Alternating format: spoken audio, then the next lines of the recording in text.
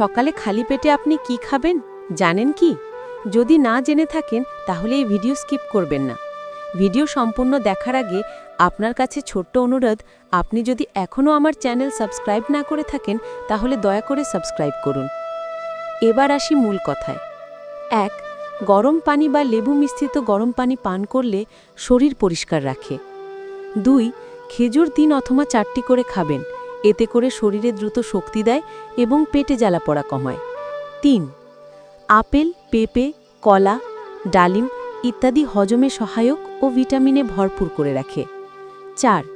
ভিজানো বাদাম ৪-৫টি করে খান, এতে আপনার শরীরে প্রোটিন, ভালো ফ্যাট ও পেটের জন্য সহজপাচ্য হয়। ৫.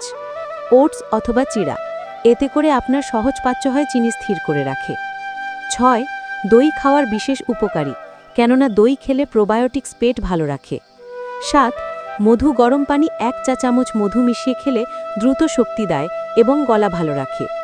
যেগুলো খালি পেটে না খাওয়াই ভালো: খুব টক ফল, কমলা, আনারস, বেশি পরিমাণে, অতিরিক্ত কফি, অতিরিক্ত ঝাল, ভাজা পোড়া, অ্যালকোহলযুক্ত ড্রিঙ্ক এসব কখনো খালি পেটে খাবেন না।